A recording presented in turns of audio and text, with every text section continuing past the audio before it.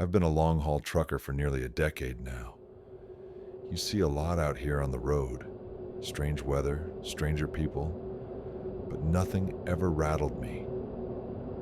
Quite like what happened outside of Socorro, New Mexico, one dead quiet night in late October. I was hauling machinery from Colorado Springs down to Las Cruces. Took the old Highway 60, less traffic, but also less of everything else. No gas stations for miles, no other trucks in sight, just blacktop and brush and desert silence. Midnight was creeping past, and I was fighting to keep my eyes open. That's when I saw him. A kid, standing on the shoulder, no shoes, wearing dirty pajama pants and a torn t-shirt. Looked about 12, maybe 13, just standing there completely still, like a statue. At first I thought it was a trick of the headlights, maybe a piece of trash or some roadside scarecrow. But as I got closer, I saw his eyes, wide open, reflecting the light like a cat's. He didn't flinch, didn't move, just stared straight at me. I slowed down, heart racing. Something was wrong. He wasn't waving for help, wasn't trying to flag me down, just standing there, watching. I pulled over maybe 100 yards down the road. My instinct kicked in. What if he was lost or hurt? I grabbed my flashlight and stepped out. The desert air, bone dry and cold. But when I walked back to where I'd seen him, he was gone. Not a trace. No footprints in the dirt, no rustle in the brush, just an empty road. I stood there for a minute, scanning the desert, listening. The wind had died. Everything was dead still, unnaturally still. I got back in the cab and locked the doors. A few minutes later, driving again, my CB radio crackled to life. I hadn't touched it. At first, just static. Then a voice, barely audible, like it was underwater. Please, help me. Then nothing. The CB was off. I stared at it, unsure if I was dreaming. I reached down, flipped the power on. Dead air. I called out, nothing. Then, bang. Something slammed the side of my trailer hard enough to rock the cab. I floored it. Whatever was out there, I wasn't sticking around to find out. I didn't stop until I hit a 24-hour diner near Truth or Consequences. Parked under the lights, checked the trailer. No dents, no marks, nothing out of place. But I know what I saw, or thought I saw. I don't drive Highway 60 anymore. Doesn't matter if it's faster. Some roads just feel wrong. And sometimes, the desert doesn't like being watched. I've been driving long haul for over a decade now. Seen a lot of strange things on the road. Accidents that didn't make sense. Animals behaving weird. People waving from abandoned buildings. You learn to brush things off. Truckers don't scare easy. We don't have that luxury. But what happened to me outside Flagstaff, Arizona, still haunts me. It was late October, and the temperature dropped faster than expected. I'd been pushing through a run from Albuquerque to Bakersfield, running behind schedule, thanks to a mechanical issue earlier that day. By the time I crossed into Arizona, I'd been driving for nearly 13 hours straight. I told myself I'd stop at the next decent pull-off, grab 4 or 5 hours of rest, then hit the road again before sunrise. I ended up at this little truck stop off Highway 180, nothing but a faded sign that read Pete's Fuel and Diner, with 2 pumps and a gravel lot out back. I was too tired to be picky.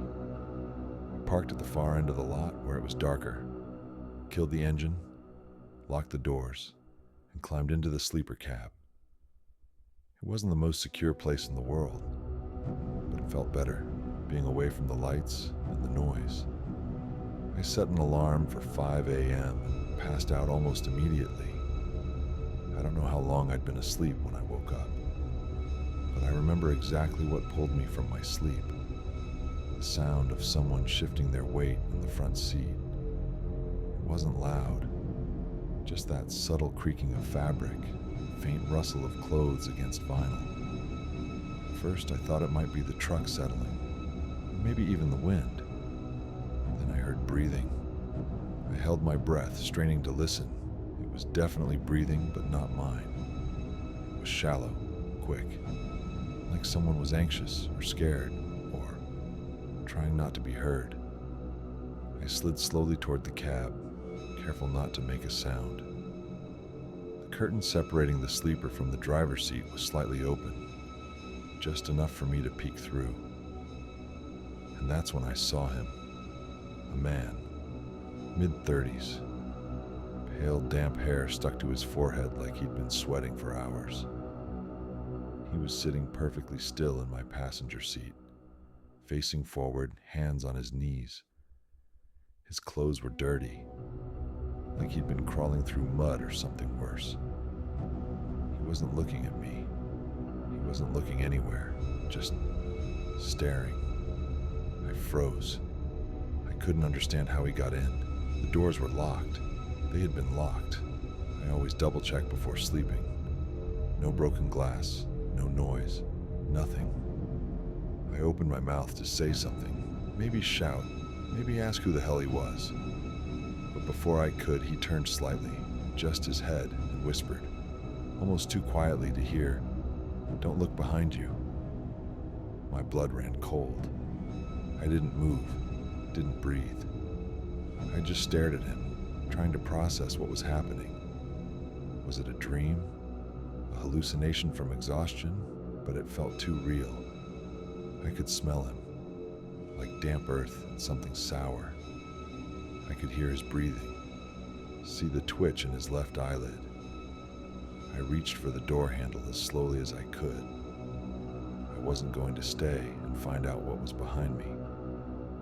The moment my fingers touched the handle, everything went black.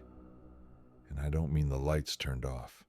I mean it was absolute darkness, like someone had dropped a thick curtain over the entire truck. No dashboard glow, no moonlight through the windshield, just pitch black. I panicked, yanked the door open and tumbled out onto the gravel. I scrambled to my feet, heart hammering in my chest, and looked back at the cab. Lights were back on. Everything looked normal. The passenger seat was empty. No sign of the man, no broken lock, no signs anyone had ever been inside. I stood there for a long time, just staring at the truck, too scared to get back in. Eventually, I walked over to the diner and sat inside until dawn, nursing a cup of awful coffee and watching my rig from the window like it might move on its own. I never reported it. What would I even say? Now, every time I park for the night, I triple-check my locks. I sweep the cab with a flashlight, even if I know it's empty. And I never, ever ignore strange sounds while I'm sleeping, because whatever that was, it wasn't human, and it sure as hell didn't belong in my truck. You get used to being alone when you're a trucker. Mile after mile of open road, static-filled radio stations and headlights cutting through nothing but black. Some people hate it. Me? I used to love the solitude. Until that night outside Rapid City, South Dakota. It was early March, still cold enough to frost the windshield at night. I was hauling refrigerated goods eastbound through the Badlands, trying to make it to Sioux Falls by morning. Highway 212 was quiet, just the occasional set of headlights from the opposite direction and the soft hum of tires on asphalt. Around 2:30 a.m., I realized I needed a break. My eyes were getting heavy, and even the energy drinks weren't helping anymore. I spotted a narrow pull-off just before a long stretch of hills, surrounded by dense pine trees. No signs, no buildings, just a flat gravel spot used by hunters, and the odd traveler, secluded but quiet. I parked, turned off the engine, and sat in the silence for a moment. No wind, no birds, just stillness. I climbed into the sleeper and wrapped myself in a thick blanket. I set my alarm for 6 a.m. and tried to relax. At some point, I drifted off. And then, something woke me. Not a sound, not a movement. Just that sudden primal awareness, like your body knows something is wrong before your mind catches up. I opened my eyes and immediately felt it. The air in the cab had changed, heavier, charged. I sat up slowly and noticed the front windshield was completely fogged. Thick condensation, like the kind you see when people have been breathing in a car for a long time. But I'd only just fallen asleep. I checked the locks, still sealed. No sign of anything strange. I told myself it was probably just the cold outside versus the heat from my breath. But then I noticed something written in the condensation on the passenger side window. Help me. 3 words, finger traced from the inside. I swear to God, it hadn't been there when I parked. I froze. Every hair on my neck stood up. I reached forward and wiped the glass clean with my sleeve, heart racing. The words vanished.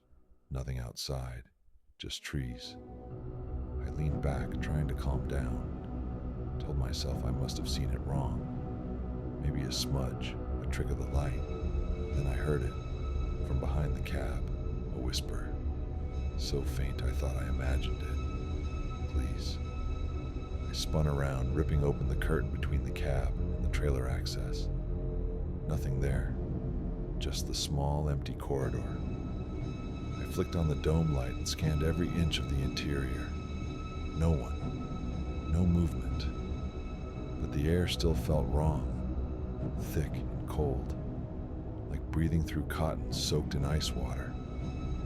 I grabbed my flashlight and stepped outside, half expecting to see footprints around the truck.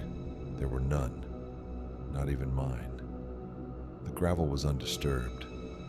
I circled the rig, shining the light into the trees. Nothing. I almost got back in. Then I noticed it again. This time, on the driver's side window. Help me. Same handwriting, same pressure. But it hadn't been there seconds before. I unlocked the door, flung it open, and searched the cab from top to bottom. Empty. My heart was pounding now. I didn't know whether to drive or run. My instinct screamed at me to get moving. So I fired up the engine and pulled back onto the road, tires kicking up gravel behind me. I drove for a full hour before I finally pulled over again, this time at a brightly lit gas station just outside Pierre.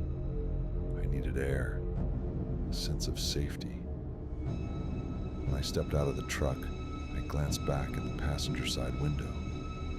There were handprints in the condensation now, dozens of them, pressed from the inside, smeared like someone had been clawing at the glass. I opened the door. The prints were gone. That was 6 months ago. Since then, I've had moments, glimpses in my side mirror, muffled whispers when I'm parked in remote areas. Sometimes I find the words "help me" written in places I haven't touched. The inside of the fridge door, the bathroom mirror of a rest stop. Once, even on the inside of my sunglasses. I don't know who or what it is. I don't know what they want.